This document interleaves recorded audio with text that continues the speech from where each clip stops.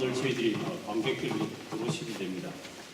카르멘을 많이 해요. 오늘 나중에 1부 마지막에 카르멘 판타지 그 곡을 하는데, 사실 저희들 레퍼토아도 지금 하는 것도 카르멘에 나오는 사막에 우리가 하기 전에 잠시 안전하게라고 쉬는 부분에 나오는 음악인데, 저희들이 오페라에 대해서 여러분들 한마디로 정리를 하라면 사랑입니다. 오페라는 거의 99%가 사랑 이야기입니다. 카르멘의 사랑 이야기는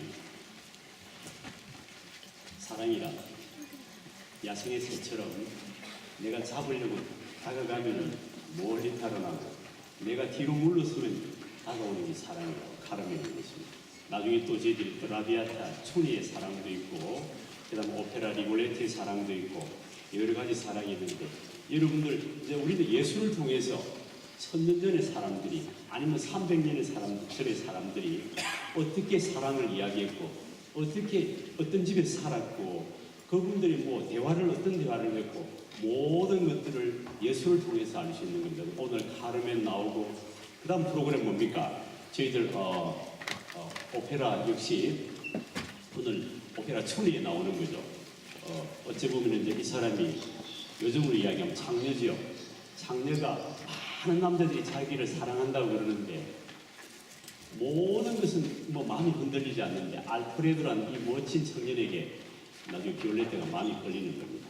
그래서 이상하다고, 내가 이런 적이 없었는데 에스트라노 하면서, 그래서 처음에 자기가 막 사랑에 빠졌다가 아니지 폴리요, 내가 왜 이러냐고, 내가 나의 본분으로 술집으로 돌아가야지 하면서 그렇게 돌아서는 그런 재밌는 이중적인 그런 오페라라고. 그 다음에 세빌리아 이발사에 나오는 세 번째 이제 바리톤이 할 건데, 나는 이거리 최고의 이발사 하는 게 뭐냐면, 세빌리아, 여러분들 아마 스페인 다녀오신 분이 있을 텐데, 세빌리아 지방에 가면은 거기에 이발사라는 사람이 있습니다.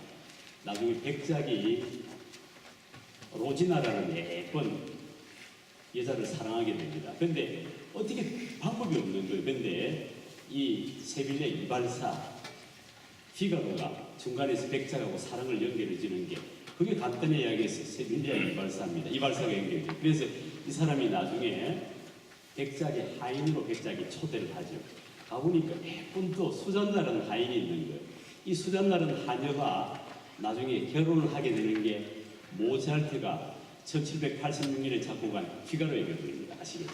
그래서 물론 모차르트가 먼저 썼어요. 나중에 로시니가 썼는데, 이야기에 전개되는 것은 이에선 로시니의 세빌리아 발사가 먼저고, 나중에 모차르트 피가로의 결혼이 먼저입니다. 그리고 마지막에 카르멘 판타지인데, 정말 카르멘은 오페라 멋진 거예요. 그냥 단순한 오페라만이 아니고 중간에 화음이라든지 이런 것들이 눈물이 날 만큼 예쁜 것들이, 제가 진짜 오페라를 보면서 흘러가는 화성이 너무 예뻐가지고 저도 모르게 눈물이 났던 게 오페라 카르멘입니다. 여러분들 오늘 멋진 오페라 저희들 지금 이제 세 편을 지금 들려드릴 텐데, 연이어서 그냥 보지 마시고 옛날 사람들이 이렇게 사랑을 했구나. 물론 여러분들이 이태리를 모를 수도 있는데 나중에 댁에 가셔서 검색을 한번 해보시고, 오페라를 통해서 우리는 옛날 사람들이 교양도 배우게 되고, 사실 우리가 지금 살기가 힘든 게 돈 하니까 힘든 거예요.